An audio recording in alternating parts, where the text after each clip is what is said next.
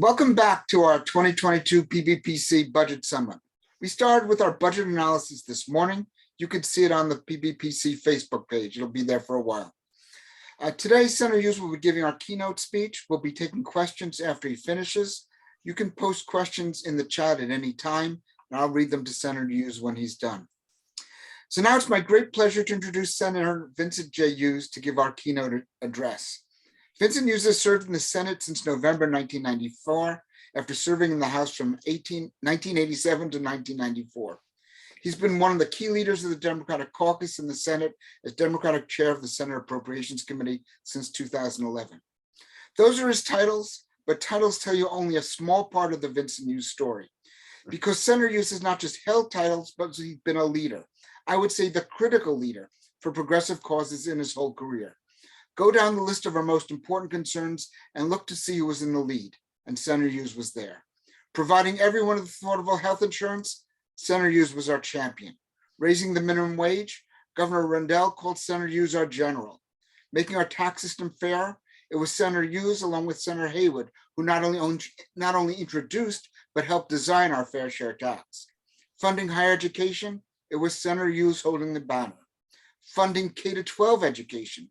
This year, Senator Hughes led the effort to unite Democrats in support of the boldest funding initiative since Thaddeus Stevens first proposed public support for elementary and secondary education in the 1840s. When too few of our politicians were focused on the need for the state to help in the fight against AIDS, Senator Hughes was there. And Senator Hughes has long led the fight to expand our democracy, to push back against the big lie about the 2020 election, and to push back against right-wing efforts to make voting harder. I could go on and talk about 10 other issues, but I'm running out of synonyms for champion.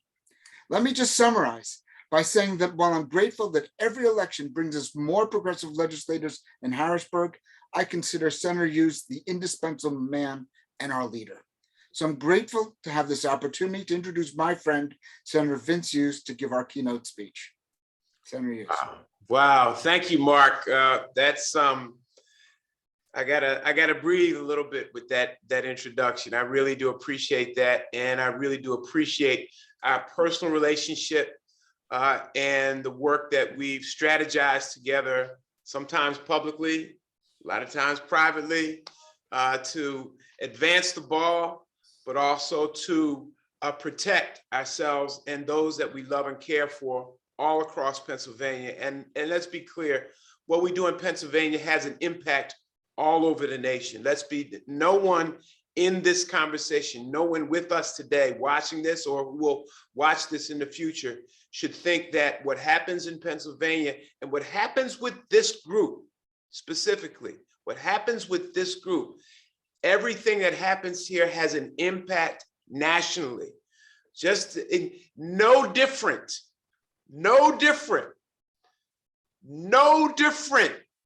than when it was Pennsylvania that called the election for Joe Biden. No different.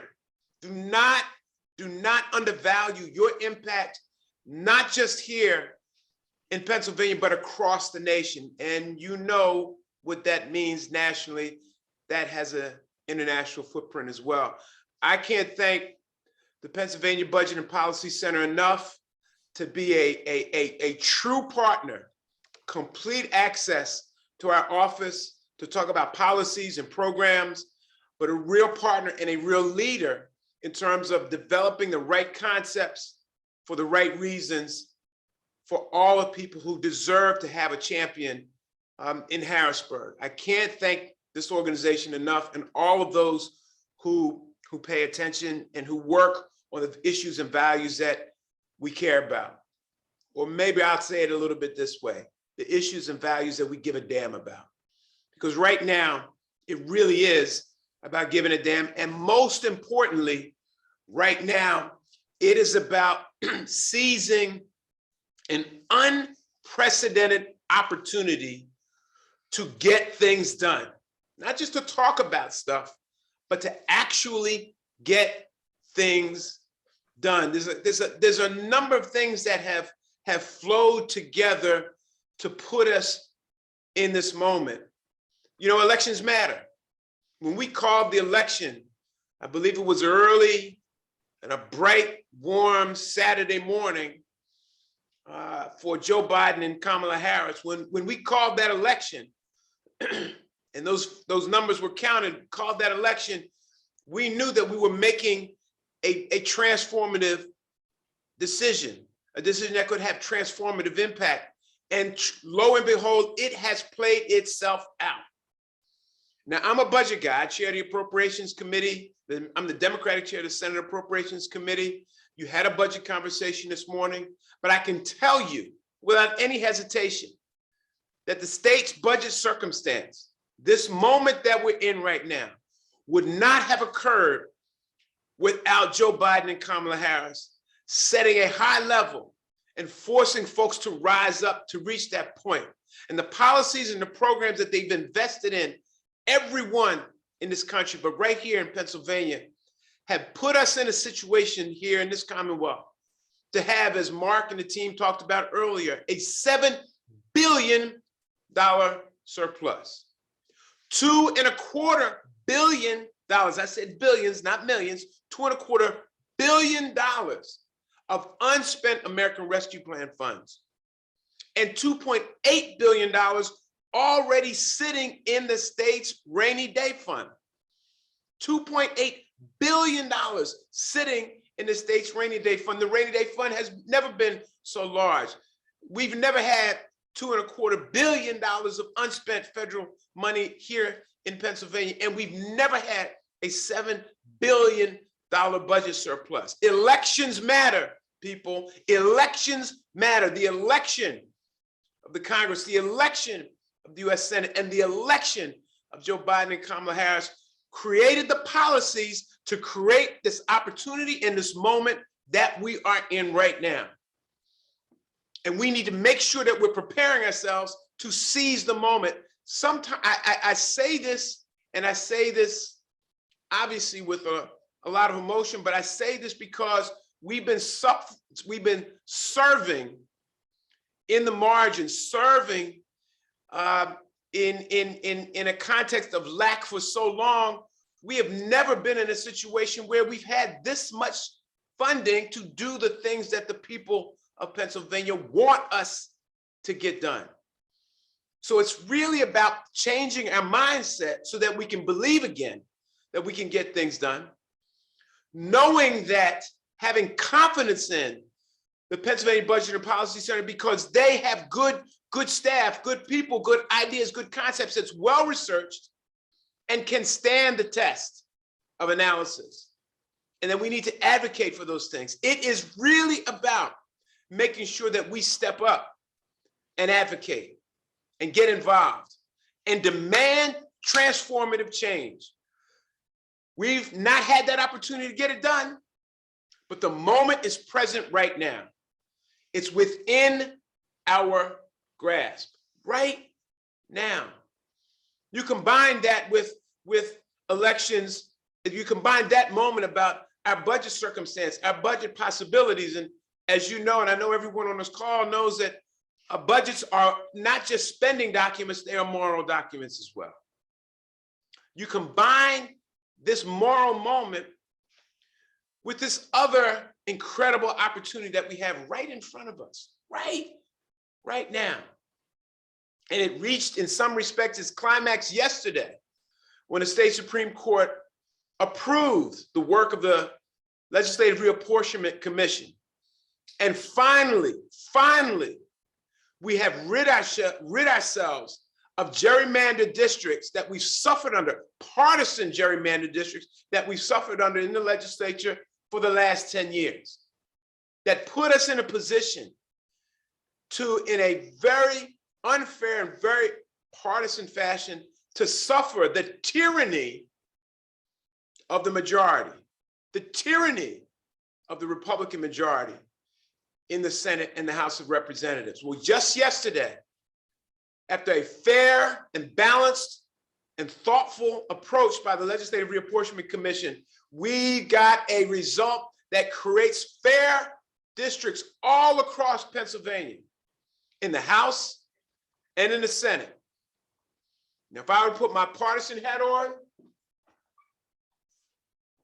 if I were to put my partisan hat on, that's my hat, all right? I would say this gives us a chance. This gives us a chance to flip the Senate and flip the House of Representatives and put the Democrats in charge and govern in a way that truly represents the needs of the people of Pennsylvania. But I don't have my partisan hat on. What I do have is this knowledge that at least in fair districts, ungerrymandered districts, we can get fair and equal and proportionate representation where every person's vote is just as important and just as relevant as every other. Voting, engaging, participating has put this moment in front of us right now. Why is it so important? Why is it so relevant? Well, I don't need to tell anybody in this conversation that you have seen and you have witnessed the ugliness in front of us. It has reared its ugly head. From a statement by the attorney representing the Senate Republican caucus in the Commonwealth Court case around fair and adequate education funding, where the attorney representing the Senate Republican caucus, that attorney who has been paid at the highest rates you can imagine per hour, that attorney who's being paid by yours and my tax dollars, said in open court that don't some of our school children need to be on the hamburger flipping track? Why should they all need to understand algebra and calculus? Don't they need to be on the McDonald's track? Isn't that just as important? Isn't that just as vital to Pennsylvania as well? That is what they said in open court, representing the Senate Republican caucus, with no naysaying from the House Republican caucus in open court. No rebuke from the House Republican caucus in court, essentially co-signing that position. They said that our children,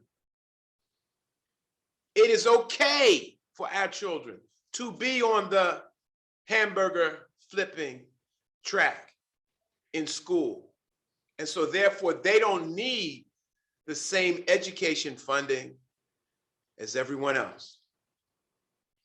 That's what they said. This is a moral moment to fix that problem, financially because we have the resources to do it, but also to send a bold slap, a bold blow to denounce in the boldest fashion that we can that kind of elitist attitude that says that our children don't matter.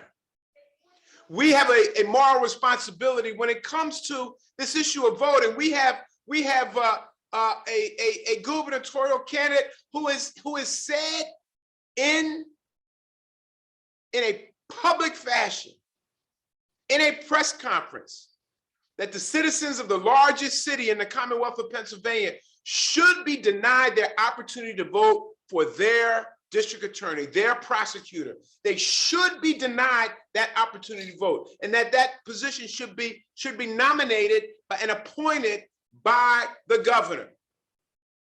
Not every other county in Pennsylvania, just the county of Philadelphia. Basically saying that the residents in Philadelphia are second-class citizens, that we're not as equal, as important, as relevant as everybody else. That our vote, our lives, our concerns, our wishes on who we want to elect us are not as relevant, as important as everybody else. That's the mindset. We have Republican legislation that's been introduced to throw out the entire voter rolls in the Commonwealth of Pennsylvania, throw the whole thing out, get rid of everything.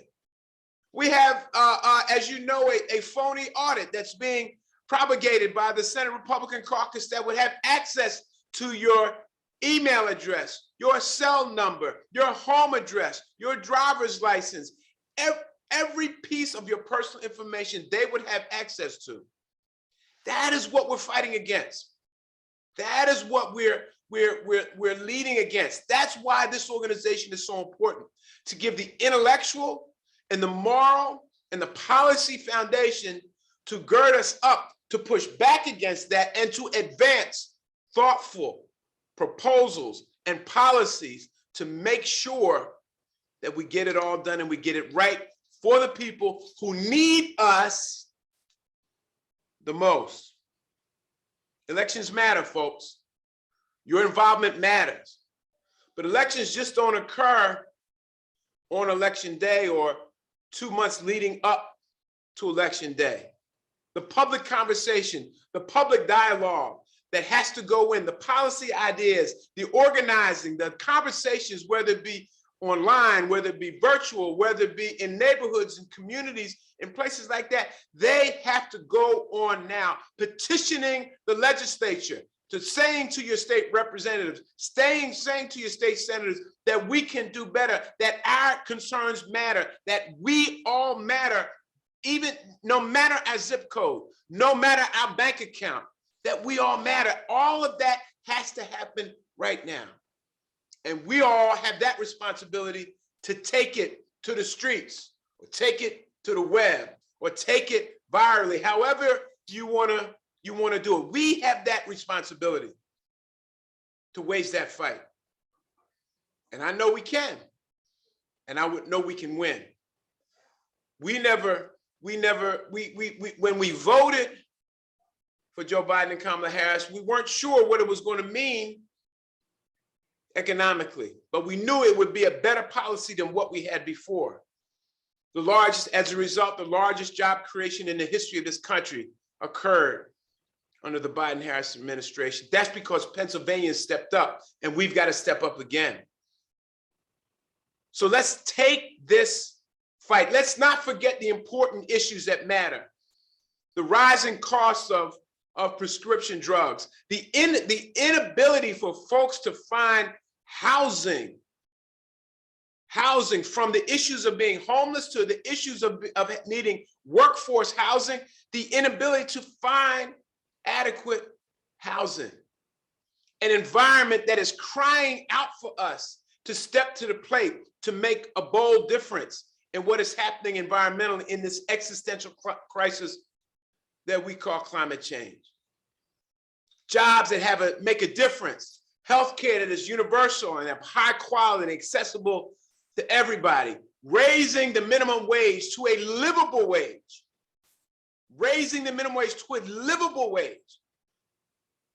so that everybody can function and have the resources in their pockets and their bank accounts, getting rid of student loan debt, free and affordable college for everyone in Pennsylvania.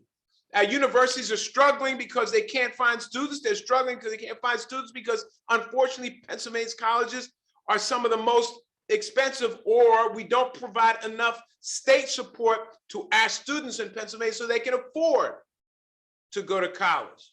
We need to stand in the breach for them. All of this is available to us. All of this can get done if we continue to fight. We know if we don't fight, what will happen? They will win. We know if we do fight, we just might be victorious. And I want everybody to understand that we have won in years past. Victory has been in our grasp in years past. We have seized the win. We have seized the victory over the years. We just got to continue to fight. It was myself and Senator Tartaglione, and God bless Senator Tina Tartaglione, who's been the champion of champions in this conversation about raising the minimum wage, who stood up on the floor of the Pennsylvania Senate, what now almost 10 years or so ago. I think she said it was over 5,000 days, advocating for raising the minimum wage, and we got it done. We led, in fact, the nation in getting it done. And then President Obama came in and raised it federally. But it's been far too long. It needs to be raised again. But we did it before. That means we can do it again. And my leader, my boss, my friend, my leader on the minimum wage, Senator Tina Tartaglione, is still fighting the fight every day. Every day, the issue is raised. And it is unconscionable that every state around Pennsylvania has a higher minimum wage than we do here in Pennsylvania. But we can win. We can win. When healthcare was in front of us and the opportunity to adopt all aspects of the Affordable Care Act was in front of us under the previous governor, he said no. We fought back. We said we must have it. And as a result of the fight back, as a result of us being fully engaged, we defeated Tom Corbett after one term, first governor in history of Pennsylvania that lost after serving one term. And within 3 months of his swearing into office, Tom Wolf fully embraced the Affordable Care Act. And hundreds of thousands, growing up to almost millions of people, got health care. And then Joe Biden came in and made it even more affordable and more available to millions more people. We can win on these things that make a difference. But there's so much more to do. The opportunity exists. The resources exist.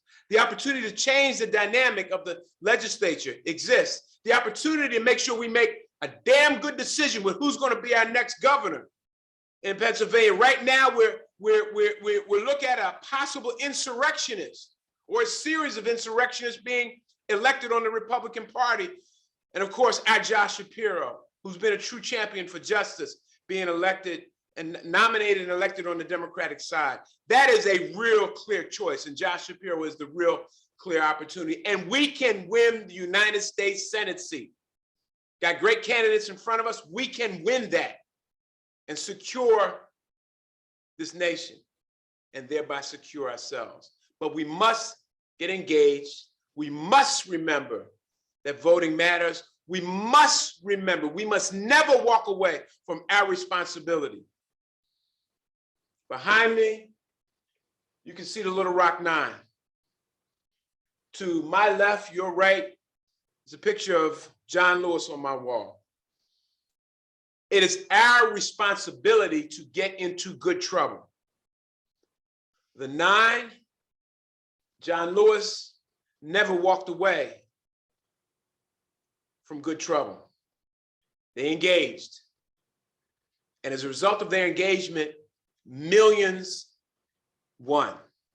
Millions were victorious.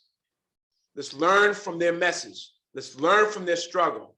Let's keep doing what we're doing. Let's not turn back. Let's not listen to the pundits that say, oh, woe is me, Pennsylvania is going to be rough and tumble. Now, we know what rough and tumble is. We've seen it, we've stared it in the face, but we've beat it back and won over and over and over again. So I thank you, Pennsylvania Budget and Policy Center, for this opportunity. I've got lots of notes here and I could go a lot longer, but I won't do that.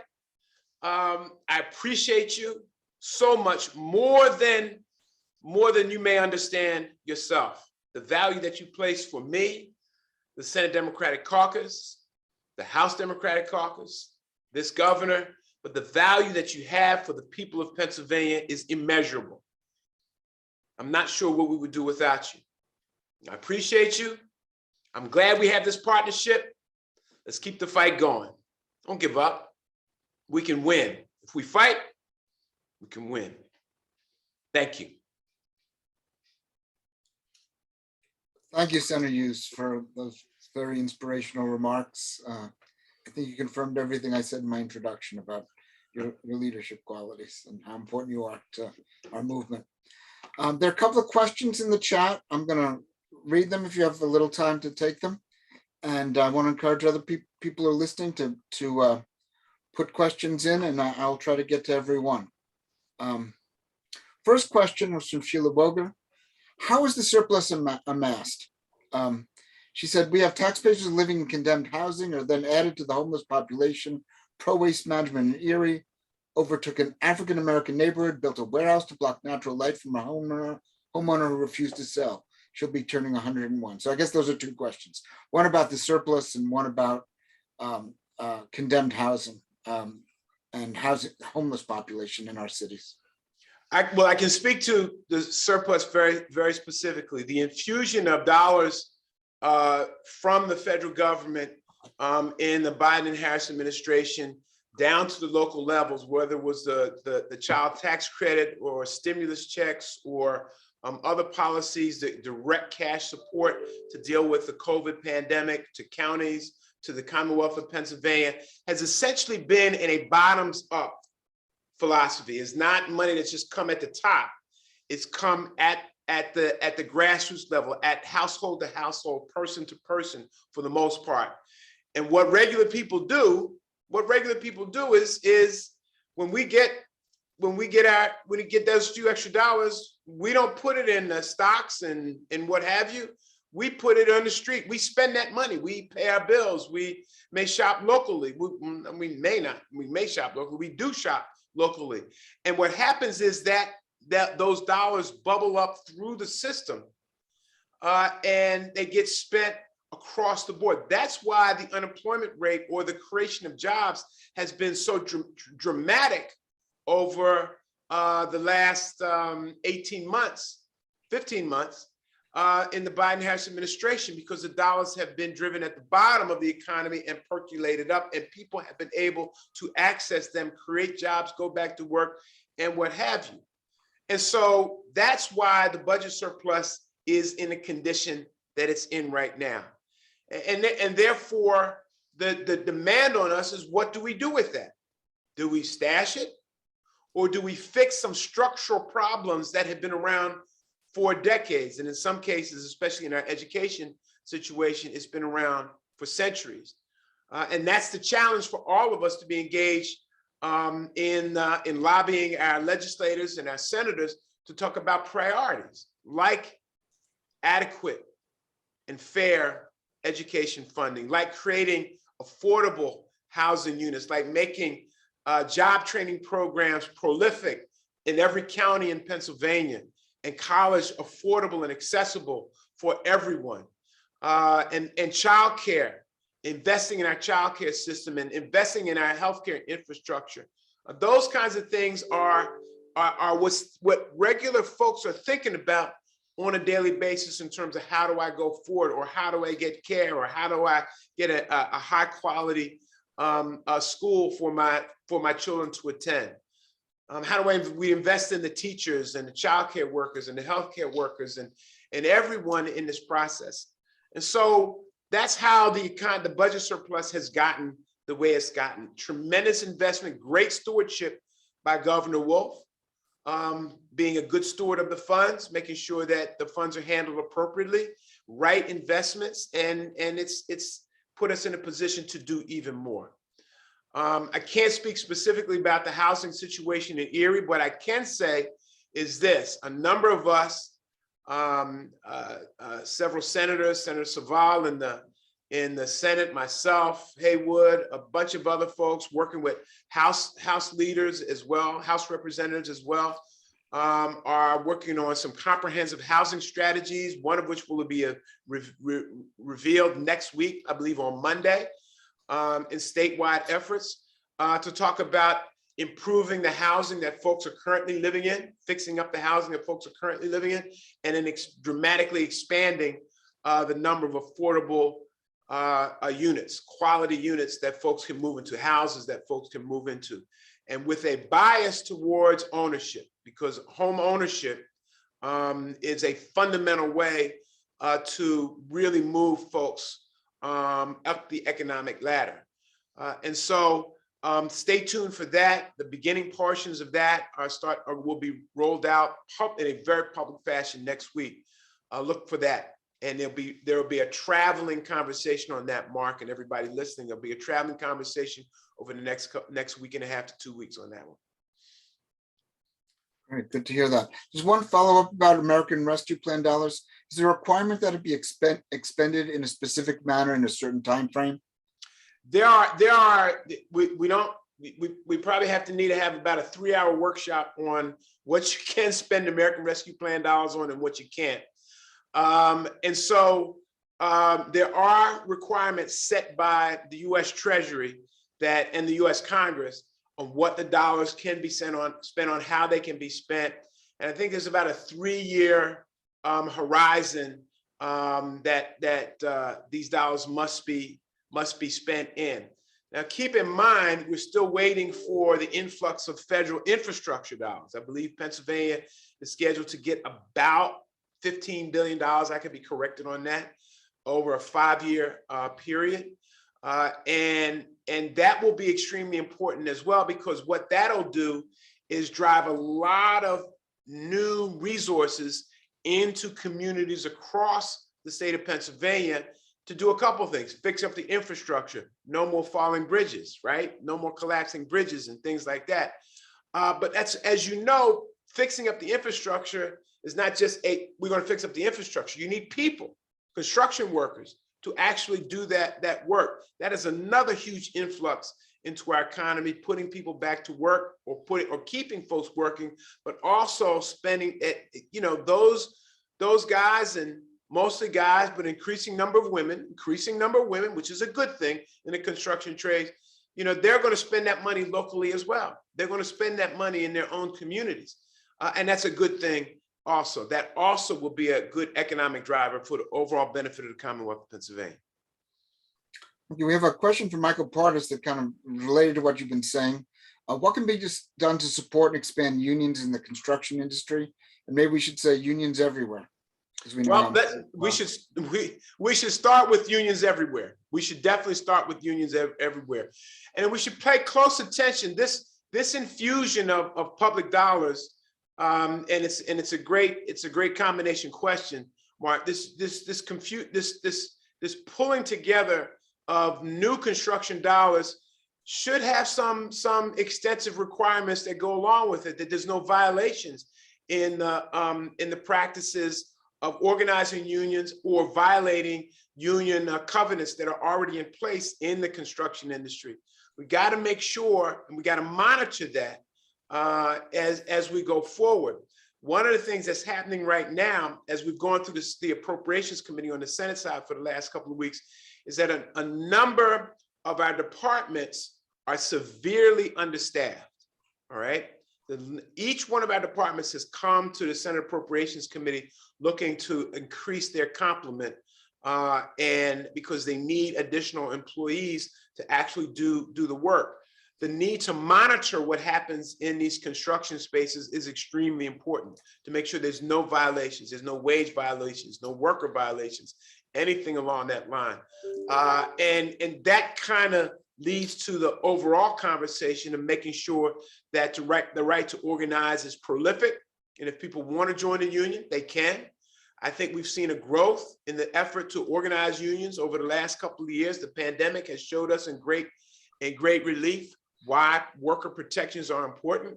And we need to make sure that they're protected and supported in this process.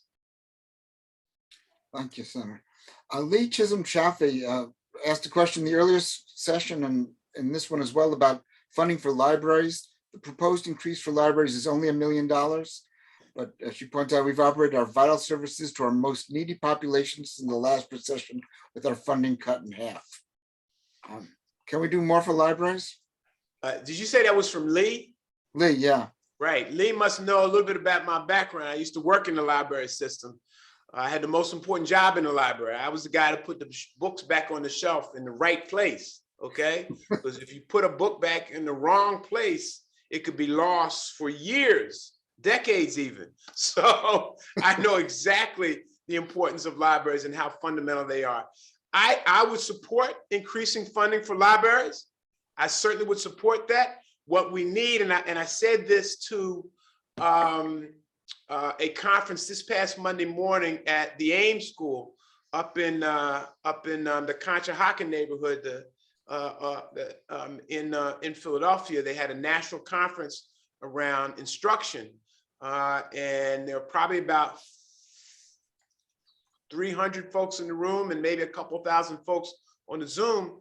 That we need to be in the business of advocating for more funding, especially at those early levels, our libraries, but especially at early literacy programs, because when your grade level reading by 3rd and 4th grade, when your grade level math by 3rd and 4th grade, your academic, all the research shows that your academic career soars. Now, why are libraries relevant in that? because when schools traditionally shut down from that June to September period, libraries become a great place where families and parents can take their children and access all kind of information, all kind of material, and keep their child's brain functioning, all right, at the appropriate level, so that when they get back in school in September, they have no summer slide, all right?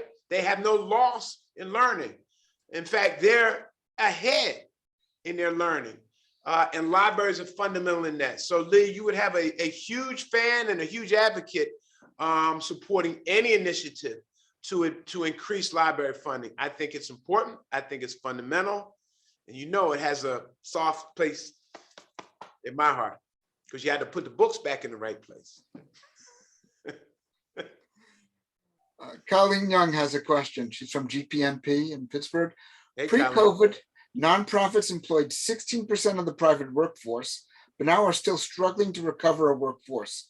With so many critical nonprofits providing safety net supports and building opportunities for communities to thrive across PA, has there been any conversation about how to infuse nonprofits with much needed financial support, as we have seen with small businesses and other employment sectors?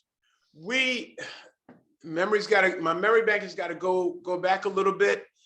If I remember, I'm going to say it was either in the fall of 2020 or maybe early 2021. We tried to get some dollars to a number of our nonprofit entities to help, like we did with small business, to kind of help undergird them and give them some financial support. I know the federal government did some resources to a number of our nonprofit organizations, but clearly the amount of funding and those cycles was helpful, but not enough. What I'm suggesting to folks is I think you would have a receptive ear with any advocacy that's put together to organize an effort to try to get funding to our nonprofit entities, whether it be our cultural nonprofits who have suffered dramatically because of their inability to convene or to exhibit their great programs, whether they be in the music or the art or what have you, or of our social organizations, which have been stretched to the limits in terms of providing services. I think you would have a friendly and receptive ear to folks organizing and coming together around trying to get assistance in that space. Great, thank you, Senator.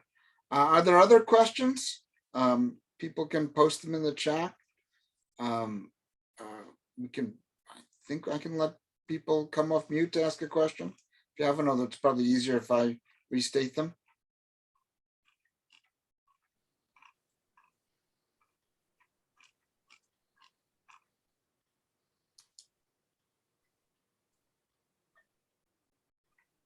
Mark, I cannot believe that this group, this gathering right here, with so many resources available, does not have an idea about how those resources can be made to utilize to help the people that they've been fighting for decades. I cannot believe that this group would not have ideas or thoughts. I cannot believe that. I can't either. I'm sure someone wants to point out some other area in the state where we're underfunding. We know there's so many. I think Senator Hughes was the one who came up with the idea of the public investment deficit, when we're always talking about budget deficits, and the public investment deficit is a lot more serious. Yes, it is. Yes. Any other examples people want to talk about and call out?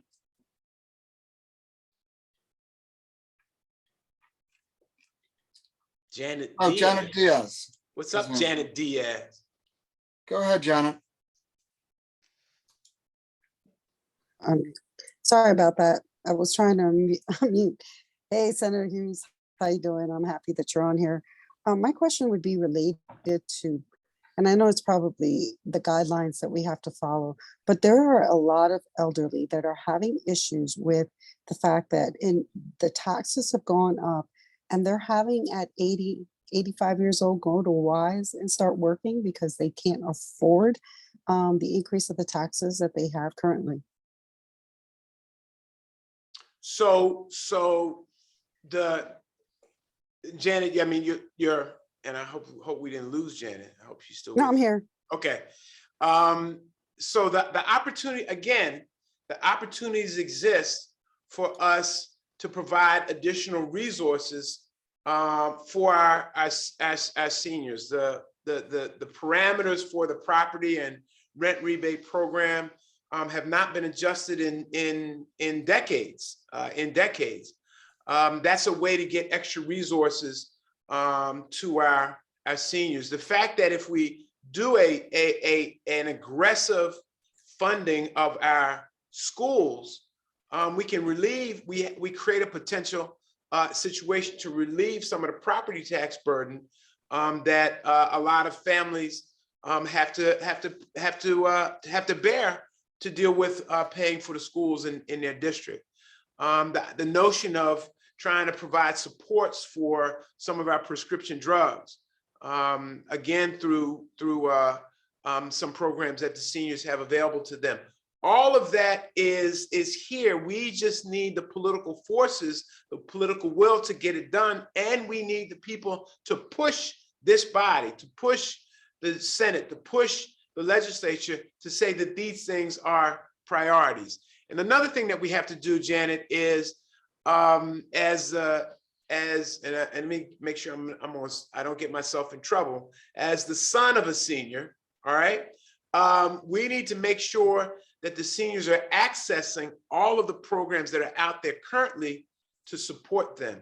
We're finding out, I know the constituent service work that you do, the constituent service that myself and my office does, a lot of people are just not taking advantage of a lot of things that are out there and available to them. And so they miss stuff. And, you know, we work so hard to put these policies in place. We want to make sure that everybody takes advantage of it.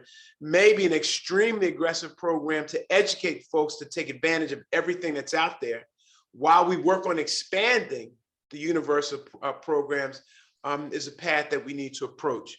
But you're absolutely right. Absolutely right. Our seniors are caught up in a very difficult situation. Many of them are living in multi-generational households. Without the appropriate supports to make that household function at the way that it needs to function. But the opportunity is in front of us to do something on it, Janet. The moment will realize itself if we put the pressure on. We have a couple more that's come in since we've been talking. Sean Toey asks, Senator, the childcare system is in shambles. Parents can't get seats for their children and return to work because there's a shortage of staff. The current average wage for childcare workers is $10.99 per hour, but the governor did not provide additional state funds this year. Would you support $2 more per hour so we don't continue to bleed staff to higher paying jobs at Wawa, Target, et cetera? I would personally support any increases in the investment of our childcare infrastructure. Again, I mean, we had one secretary testify in front of the Senate Appropriations Committee who, before they arrived to testify, got the notice that morning that the child care facility that their children were attending was going to shut down, I believe, by the end of the week. All right. Now, this is a state secretary, you know, big title, secretary of so-and-so. And the child care facility that their children was currently attending was going to shut down, and they had to scramble to find new services. This is an indication that the system is in shambles. Now, there was a lot of federal help to come in to kind of help bolster it, kind of support it, but it still needs a lot more attention. I think one of the governor's proposals in his budget address back in early February is to provide some individual financial support to families so that they can help make some determinations of where they can make those kinds of investments, those kind of supports. But like we have just gone through an initial assessment and an investment of $250 million in our healthcare infrastructure, we need to think about doing the same again for our childcare infrastructure. There has been some significant work that's done, but it clearly needs more. It clearly needs more. Um, Lynn Cutler asked, Senator Hughes, thanks for all of your leadership. What do you think will be funded for small businesses and CDFIs this coming year? Well, Lynn, thank you for your work in the CDFI space and your advocacy for small businesses. You know that we created an extremely successful small business grant program. Grants, not loans. Grants, not loans. I'll say it 3 times because they say 3 times is what it takes for it to really sink in. A state small business grant program where we drove at least $250 million and a little bit more on top of that to neighborhood-based small businesses all across Pennsylvania. And these are small businesses that your barbershop, not that I've been to one recently, but you know, the barbershop, the beauty salon, the guy who fixes the tires down the block, you know, that guy that's got all of the tires stacked up in front of his little corner place. You all know what I'm talking about. Those really small businesses that don't necessarily access the Small Business Administration or other financial institutions through the CDFI network and the Small Business Grant Program. It was very successful in getting finances to thousands of small businesses. The problem that we had, however, is that the requests for support were almost 4 times the amount of cash that we had available. And so we're coming back around this time to ask for more dollars, all right? At least $500 million to go into, to recapitalize the small business grant program. But that grant program touched every county in Pennsylvania, and a significant, I think the largest percentage of recipients were female-owned businesses. Very important, female-owned businesses, I believe, were the largest recipient of those checks. So we want to continue to push that. We have the resources to do that. We just need to get a number of our Republican colleagues, both in the House and the Senate, to support that initiative. So I'm just going to make a quick add. That money was part of a $1.7 billion plan that Governor Wolf and the House and Senate Democratic leaders called for to spend ARP money. We named it the Brighter PA plan. We're going to put a link in the chat so you can contact your legislators to tell them to support that whole plan, because it was a very worthwhile plan. Very worthwhile. Many of the issues we've been talking about today. Yep. Gilda Johnson has a question. A few years ago, Philadelphia was supposed to get funding for recreational centers and improving infrastructure of libraries. I don't know what happened. Was that included in the infrastructure bill? Well, no, as I understand, in Philadelphia, it was a local program to assist local rec centers and things of that nature. I think it's called Rebuild. And a number of facilities, and this again is at the city level, a number of facilities were rebuilt, invested in, and that program is still going on. In fact, I got a call Tuesday morning from one of my council people, Councilman Curtis Jones Jr., about a new investment that's going to happen in his district, my district as well, that is scheduled to take place, principally with city money. Now, if you know the councilman, he's always going to look for more. So he gave me a call and see if I could find some help out at the state level.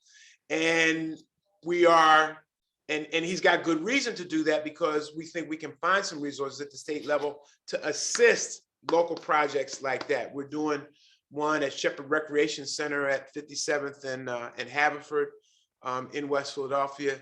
And that announcement will be made public in a couple of weeks as well. But that's mostly has been a City of Philadelphia program, the Rebuild program. And I know I've seen a lot of projects all across the city invested in, but the need has been so huge that sometimes you've been missed, but I've seen a lot of projects invested in.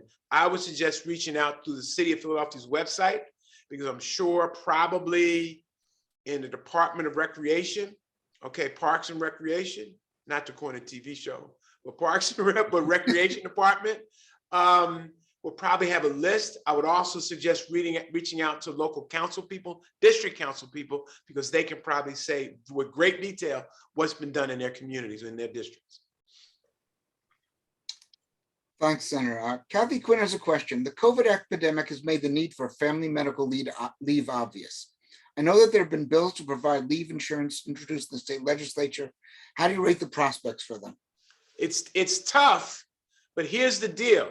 The argument for having something like this has been, I mean, I hate that we've had to go through a pandemic just to like say, all right, here you go. All right, what more do you need?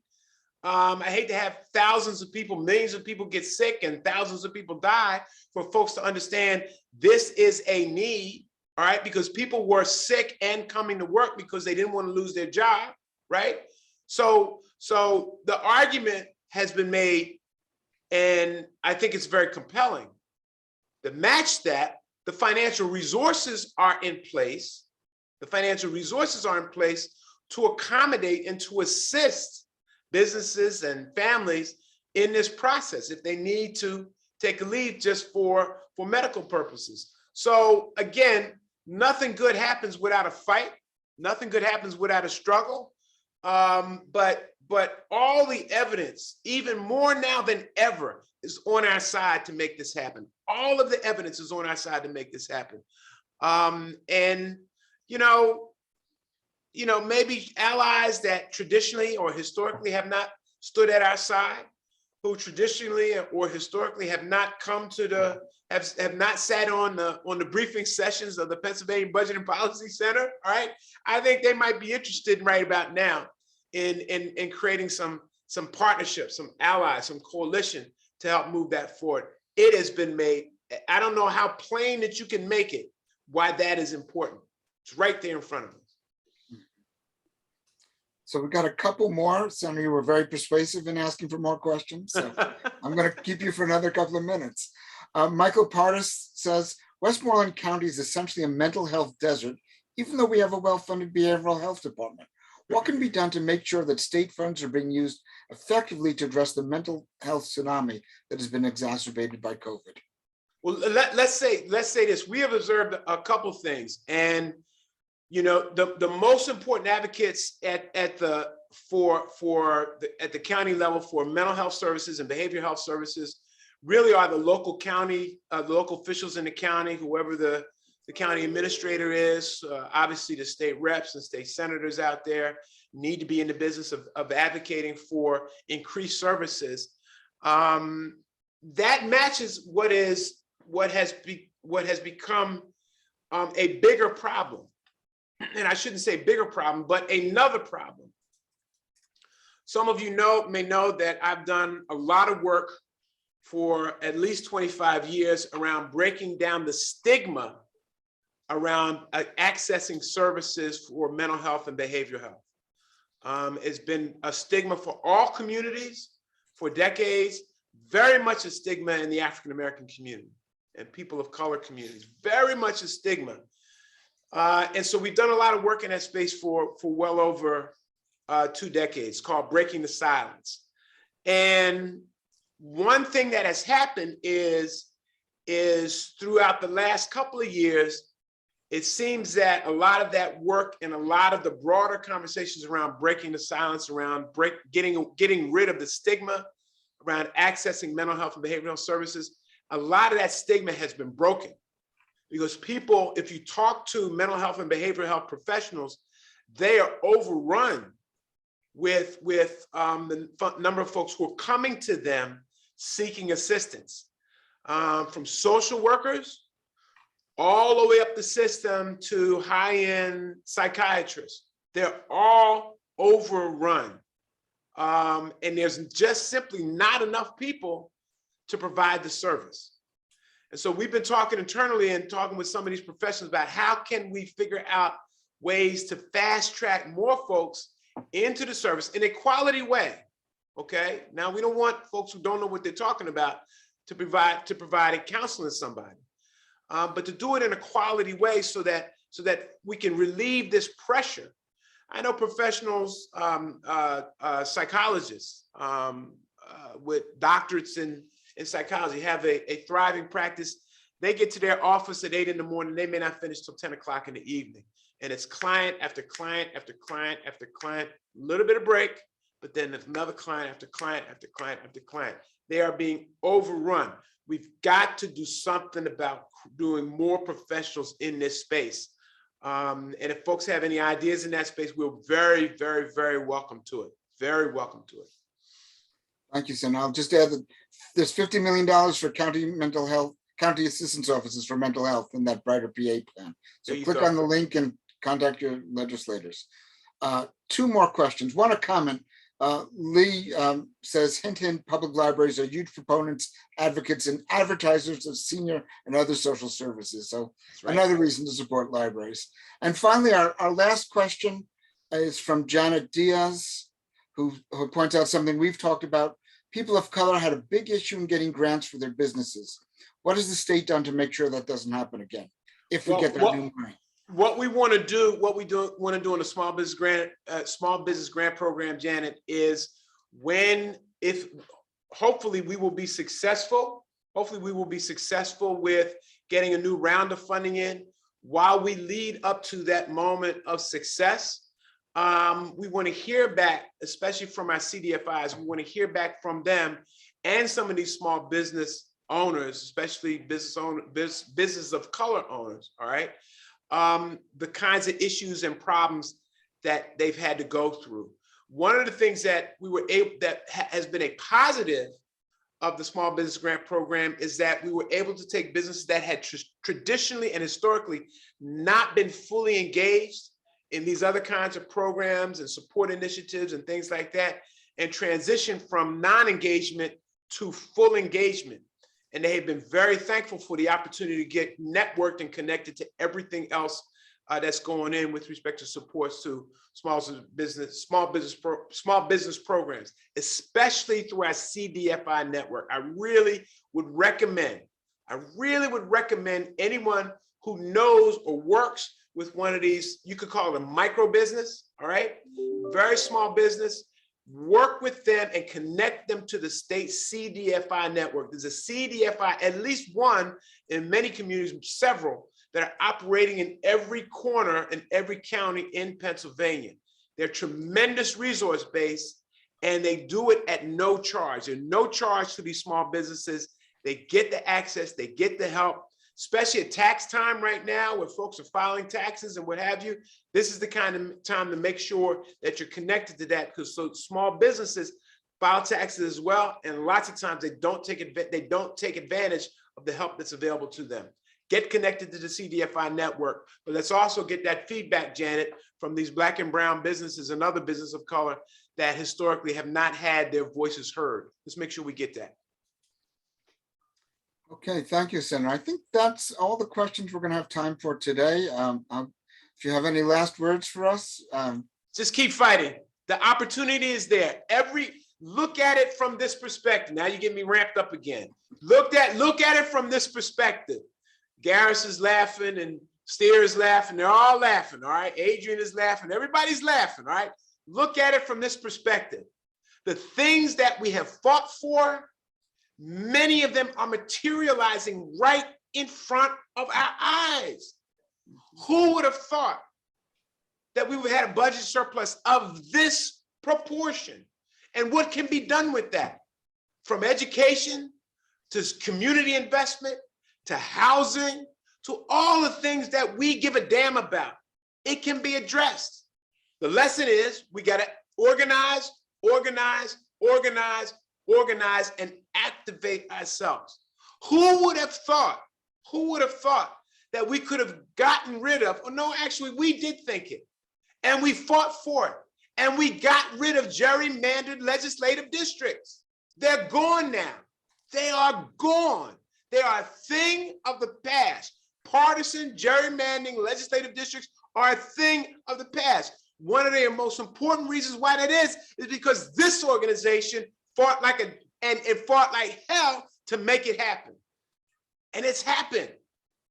So don't look at the glass half empty. Look at the glass half full. And we're pouring more water into it as we speak. Register people to vote. Don't assume that they automatically know. Look at what happened in Philadelphia. They got the approval to go into the high schools and register our teenagers, our students who are of age. They got that because they organized and they fought for it. Let's make that happen, folks. We cannot fall back, which other folks want us to do. We must go forward. And this is the way to do it. And we have done it. We have done it. Let's keep the fight going. Keep getting into good trouble, like John Lewis said. Keep getting into good trouble. Remember the Little Rock Nine. Don't forget them. Don't forget them. Thank you so much, Senator Hughes. We really appreciate the powerful keynote address you gave us, and really appreciate the challenge that you've laid out for us here at the end. We are ready to stand up and work with you to advance the kind of Pennsylvania that we all need. Before you go, I have one question for you here. You mentioned the show Parks and Recreation. I have just a curiosity. What's your favorite current television program? And a corollary, who's your favorite actress? My favorite actor of all time is Cheryl Lee Ralph Hughes, who is currently starring in Abbott Elementary, which just the other day got renewed for a second season. So it's a great success story, written, produced, directed by the little tiny Titan, Quinta Brunson, who is about, well, you can't see it, right? You know, she's about this big, all right? And it is a powerful story about an issue from a fun perspective, but a serious perspective about how important and how valuable teachers are when it talks about a Philadelphia school that does not have the resources that it needs, but has a commitment of teachers and educators that want to make a difference for their children. So watch Abbott Elementary on ABC, starring Cheryl Lee Ralph Hughes. She's the best of all time, the greatest of all time. She's the GOAT. Now I love her. All right, thank you so much, and we'll look for our check from NBC News for the. No, ABC. ABC Don't get it twisted, Jeff. Don't get it Sorry twisted. about that. There goes the check. There goes the the check. check. All right. See you guys. Yeah, thanks so much again. Thank you. Thank you, Senator Hughes. Thank you to Mark for helping to facilitate the questions during that. Thank you to all of you for some great questions as well. Before we wrap up and conclude, we have just a couple minutes left. We do want to give you a little bit of a sense of what's coming next with the Budget Summit. As you've noticed, we did not plan like an 8 or 9 hour long Zoom meeting today. That didn't seem like something that anybody would be able to handle. So we're doing what we did last year, which is we're doing the summit on 4 consecutive Thursdays. So we will be coming back this next Thursday, the 24th at 1 p.m. for a workshop session from 1 to 2:15 p.m. I want to give you just a quick preview of those 2 workshop options that you have next Thursday at 1 p.m. So I've asked Nick Presley, who is the kind of moderator for the We the People workshop, to give us a little bit of a preview of what they'll be talking about and who some of the guests will be in that workshop session. Nick? I think we might need to unmute Nick.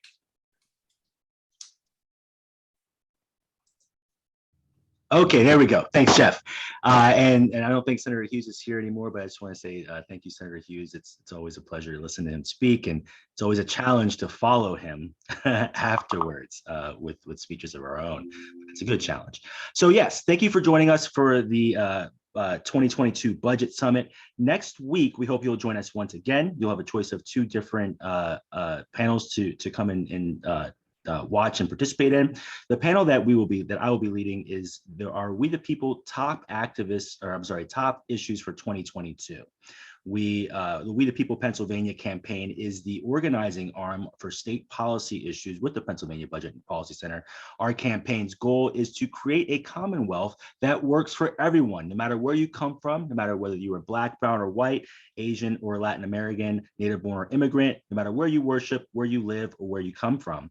And we have several issues in which we consider our top priorities for 2022. Come and listen to us as we are joined by Jenna Henry, Deputy Director of Better Pennsylvania, who will talk about the need to help working families in Pennsylvania. We'll be joined by Jacqueline Huff from State College Area School District, who will talk about the need to better fund our public education institutions in Pennsylvania. We'll be joined by Eastern Regional Field Director for One Pennsylvania, Brittany Smalls, who will talk about the need for housing and support for folks in their housing needs in the Commonwealth.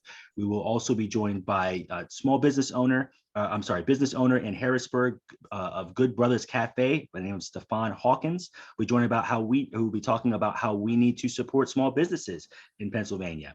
We'll also be joined by Dwayne Heisler with SEIU Healthcare, talk about the need to fund healthcare, and then finally joined by my predecessor, Kadita Kenner, who is now the executive director of the New Pennsylvania Project, to talk about how We the People Pennsylvania will highlight defending democracy on the state level in 2022.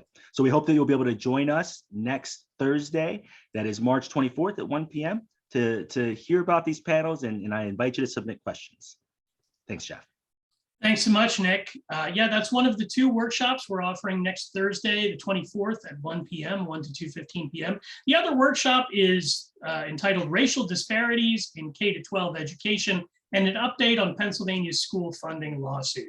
And we will be hearing directly from some of the folks who've been so involved in this effort to have fair and equitable funding in Pennsylvania. We're going to hear from Susan Spica, who is the executive director of Education Voters of Pennsylvania. She will be joined by David Lapp from Education Law Center and Tomeo Scipio Smith from Children First. They will be talking a lot about the issues around the way that we fund our schools and the way we could do this more equitably, and potentially the way this Supreme Court case that's now under consideration could impact every child in Pennsylvania. So we invite you to join us for either the We the People workshop or the Education Funding workshop. Here's the great thing is, even if you attend the one, you still have the option then of going back and watching the video of the other one. That's one of the features of the Zoom Events app. We also have the videos of all of our summit sessions on the Pennsylvania Budget and Policy Center Facebook page. So you can go there and watch those whenever you'd like to. Just to wrap up then, that is what we're looking at for next Thursday, the 24th, from 1 to 2:15. We will be coming back then the next 2 weeks after that, on Thursday, March 31st and Thursday, April 7th. We'll be doing workshop sessions, both of those additional dates from 1 to 2:15 p.m. on those Thursdays. That last week, April 7th, after that final workshop session, we're going to close with a legislative panel discussion moderated by Corinna Wilson, who's moderated for this for the last couple of years, does a great job.